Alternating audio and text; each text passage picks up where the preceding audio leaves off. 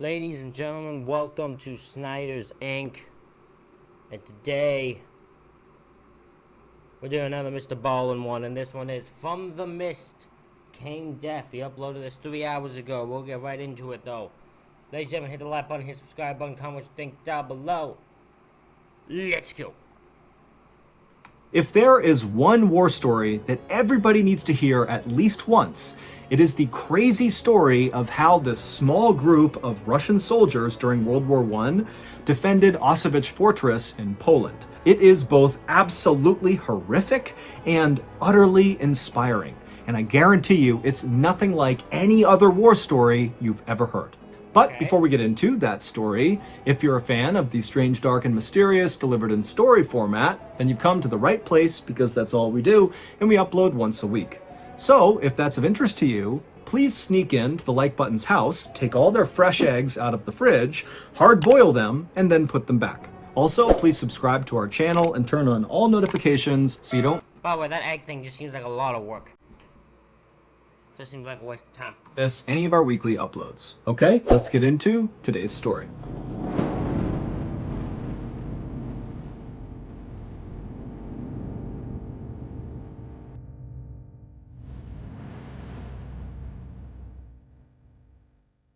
On the morning of August 3rd, 1915, during World War I, a 21-year-old Russian soldier named Vladimir Kotlinski looked out from behind the huge stone walls of Auschwitz Fortress in Poland. Out in front of him, he saw the same landscape he had been looking at for the last 6 months that he had been stationed at this fortress. It was a big, swampy forest that surrounded them on all sides.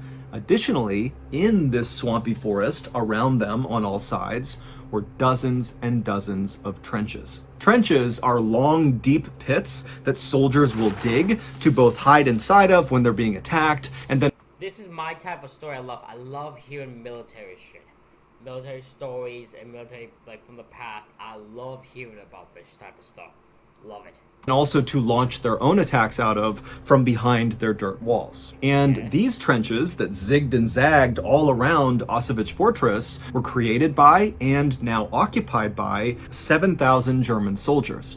And during World War I, the Russians were fighting the Germans. The Germans really wanted to take Auschwitz Fortress from the Russians. It was in a great strategic position with a railway passing right through it. There was also a river nearby and a main road, meaning whoever owned this fortress was greatly aided in moving critical wartime supplies and troops in a very hotly contested area. But despite the repeated attempts by these 7,000 Germans to take over Auschwitz Fortress over the past 6 months, they had all been repelled by Vladimir and the puny 900-man Russian force inside of the fortress. And How?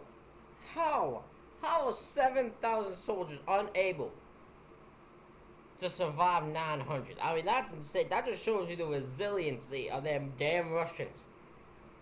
That shows you unbelievable resiliency.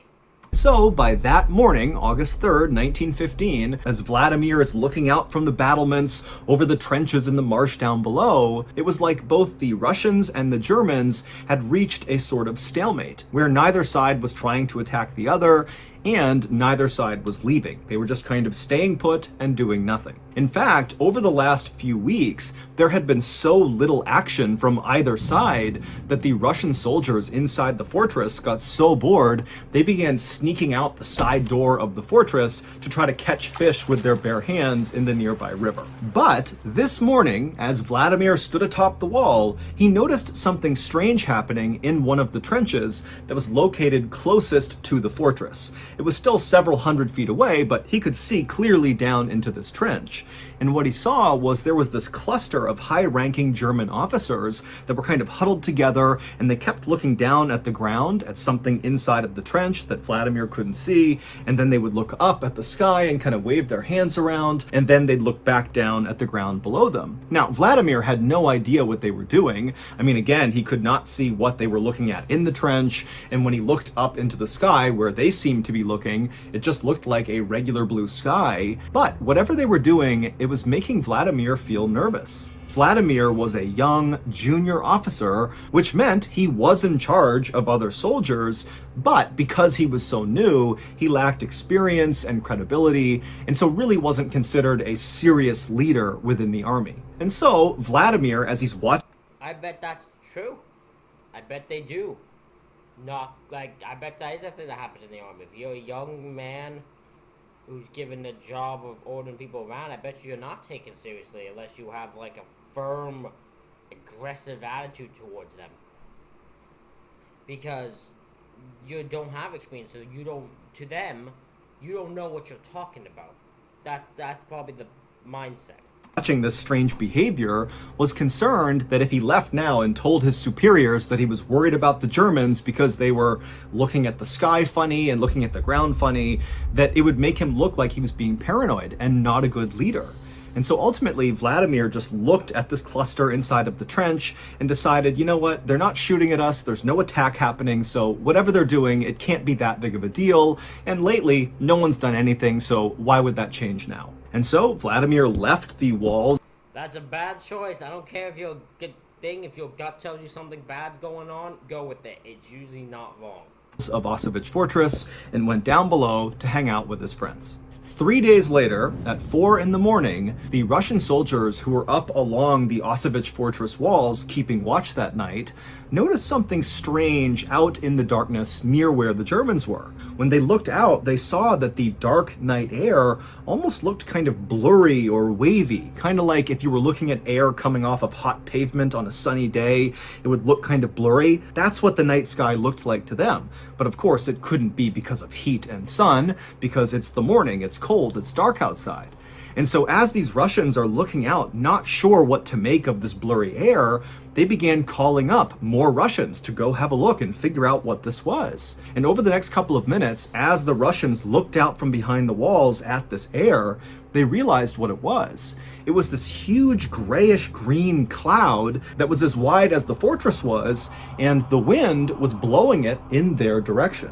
Now, the Russian soldiers had no idea what this was, and so they just kind of stood there watching it in stunned silence. And as they watched, they saw as the cloud would touch any vegetation like leaves on trees or the high grass in the marsh, it would all turn black and shrivel up. And then the soldiers began hearing a soft thump, thump, thump, thump, thump, thump, thump out in the darkness. And it was the sound of birds dying and falling to the ground that were in. These guys made some type of like toxic gas or some shit. And it's going to drugs and Russians and they don't even know what to think of it. Jesus Christ. These Germans, that's clever. They put some toxic gas and all that in there and they're gonna get these people like false people die so they can take control. Inside of this cloud. At this point, the Russians began to panic, and they began to run to sound the alarm to get the other soldiers up to prepare for an attack. But as they did, they began to smell this very harsh chemical smell coming into the fortress, and then before long, all the Russians could hear was the sound of their comrades coughing.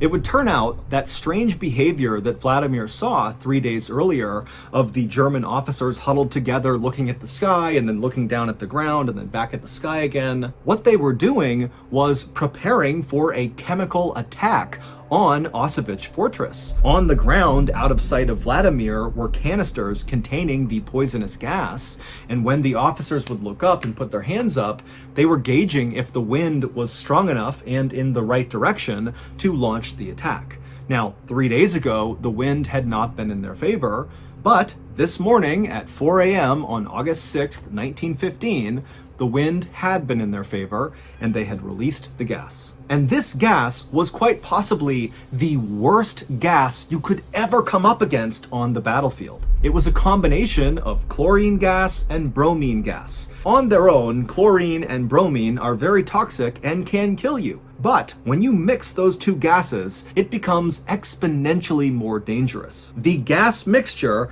binds to moisture and then turns the moisture into hydrochloric acid, meaning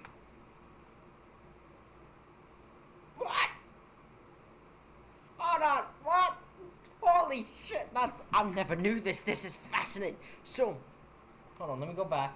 I want to get the name of the gases. So if you get chlorine gas and bromine gas, and you compare, put them together, you mix them together, you get a gas that pretty much with anything it touches turns it into fucking hydrochloric acid. Oh my fucking god. That is insane. That is deadly as all hell. That is insane.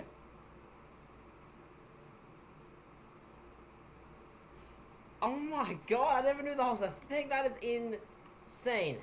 If a person who did not have a gas mask into hydrochloric acid, meaning if a person who did not have a gas mask on came in contact with this poisonous gas, when they inhaled it, it would literally fill their lungs with acid, which would dissolve them from the inside out. And then that is insane.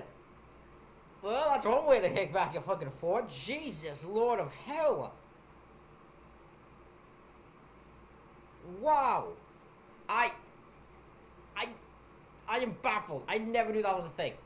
And also, the gas would get into their eyes and into their nose, and the acid there would burrow holes into their skull. And once you've come in contact with this gas, there's nothing anybody can do to save you. You're gonna die, except it's gonna take a really, really long time. You don't just immediately dissolve.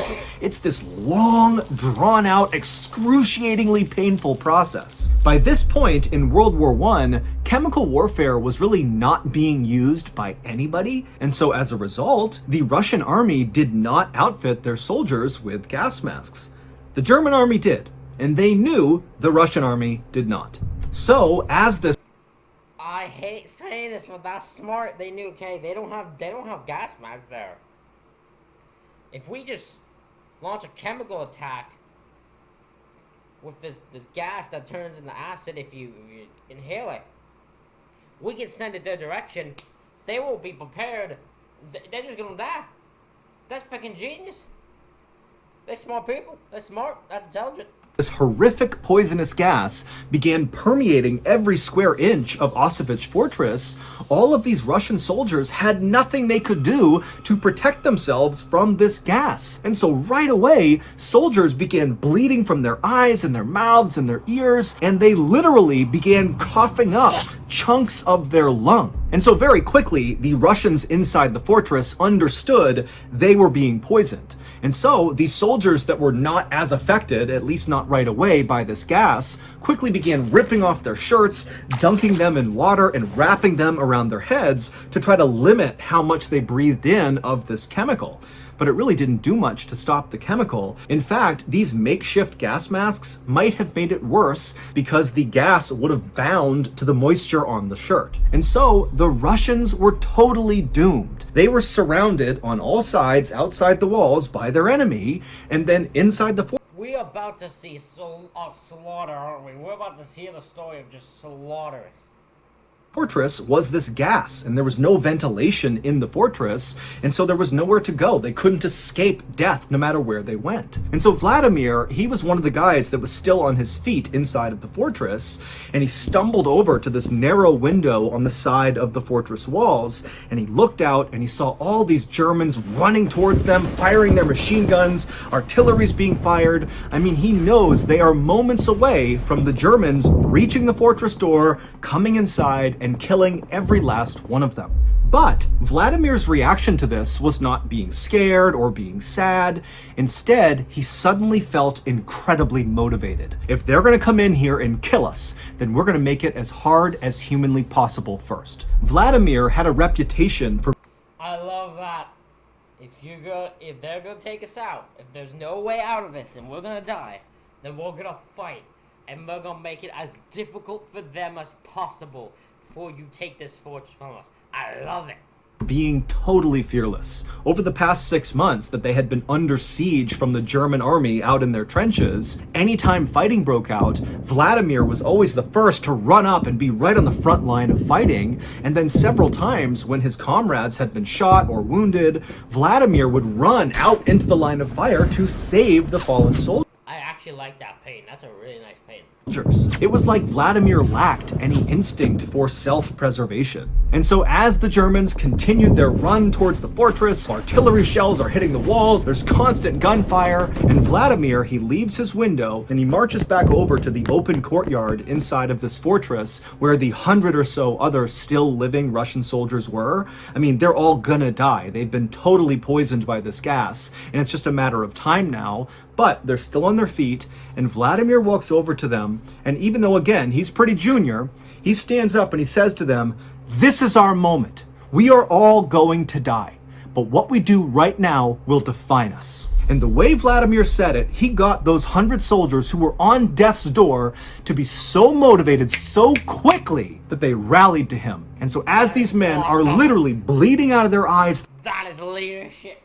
Mother effers, that's leadership. Their mouths, they're coughing up pieces of their lung, Vladimir explained the plan. And then moments later, with Vladimir in the front, this gaggle of soon-to-die Russian soldiers charged towards the gates, opened the fortress, and began running out towards the Germans, screaming with their bayonets lowered. Now, the Germans on the outside fully expected that this chemical attack would kill all of the Russians, that taking Auschwitz Fortress would be super routine because when they walked in, everybody would be dead.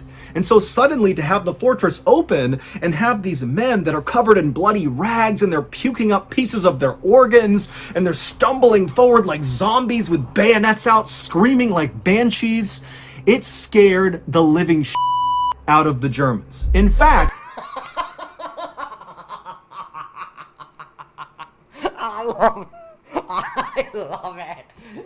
You guys are like, this is gonna be super simple. You put the gun, they're just walking, then just fucking the door opens, and a bunch of like zombie-like people just running with screaming like banshees with bayonets. They're like, oh no, screw this, I'm fucking out of here.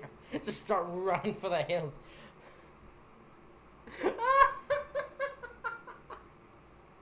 I love it so much.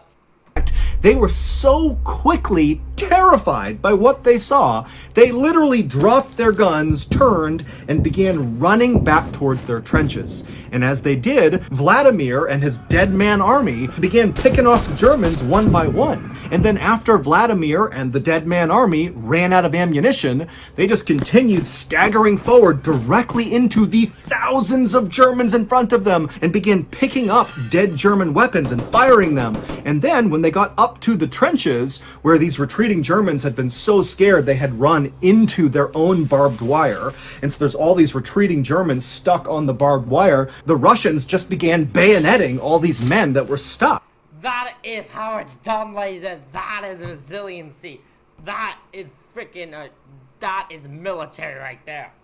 And so at some point, as Vladimir is doing this, a German soldier ran up to him and bayoneted Vladimir right in the stomach. He ran him all the way through until the barrel of the gun was right up against his stomach. And Vladimir apparently looked down at this bayonet, knew he had been completely run through, and he looked up at the German who had just stabbed him, who was still holding the gun, and Vladimir spit blood and lung tissue all over this German's face, and then just began screaming directly at this guy. And so the German was so scared, he just dropped the gun, turned, tried to run, and then Vladimir was back on his gun with the bayonet still in his stomach, shooting at the Germans. The Germans were so completely caught off guard and terrified by Vladimir's dead man army counterattack that even though they outnumbered the Russians 70-1, they failed to take Auschwitz Fortress. The main reason for that was the Germans who had escaped the counterattack and made it back to their trenches. They told the other German soldiers that the Russians had turned into zombies, literally, that they were undead, and so attacking them was pointless. They're already dead. And the Oh my god, the Germans ran over and said, "Listen, man, they've turned to zombies. We're screwed. We can't shoot them. We can't kill them. There's nothing we can do. You just gotta leave. We just gotta go. We just gotta get out of here." we're not doing this. This is some zombie ass shit. We're not dealing with the I didn't sign up for no zombie shit. We're out of here. I love it.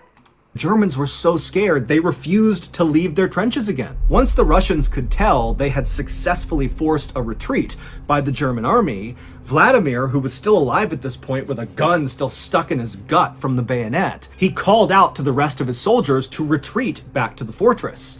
And so this handful of Russian soldiers who were about to die, they hobbled their way back inside of their fortress, and then Vladimir gave his final command. Destroy the fortress. If we can't have it, nobody can. Every single Russian soldier that came in contact with that poisonous gas died, including Vladimir. When the Germans did eventually take Auschwitz Fortress at a later date, when again, all of the Russians were dead, when the Germans went inside, they realized the fortress had been destroyed and it was no longer strategically valuable. Vladimir would be awarded posthumously Russia's highest military honor. His actions and the actions of the other dying soldiers that fought alongside him are remembered today in stories, songs, and statues all across Russia.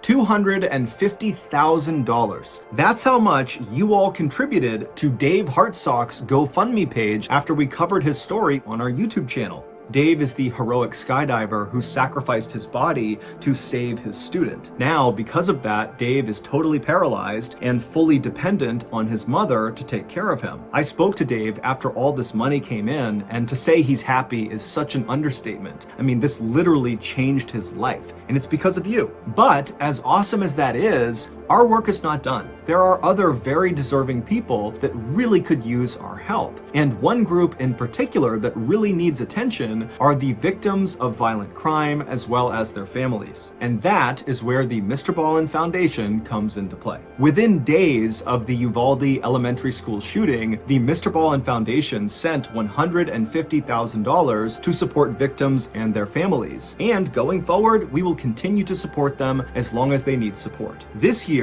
in addition to all the donations we expect to receive, our company, Ballen Studios, which is a separate entity, is going to be giving $1 million to the Mr. Ballen Foundation, and all of it will go to the cause. We are not taking any money for profit in Mr. Ballen Foundation. Truly, 100% of donations that go into that foundation go to the cause. And if you don't know this, that is very rare for most charities. Usually, you gotta pull money to pay for the organization. Not for us. It is 100%. You give money to the Mr. Ballen Foundation, it goes right out the door to victims of violent crime and their families. So, if you want to join forces with me and the Mr. Ballen Foundation and genuinely make a difference in the lives of people that so desperately need our help, go to mrballen.foundation and click on Get Involved at the top of the page. Once there, consider becoming a monthly donor to the Honor Them Society. These supporters not only contribute to the cause, but also they get free gifts and exclusive invites to special live events. Again, go to mrballen.foundation and click on Get Involved to see how you can partner up with me and the Mr. Ballen Foundation.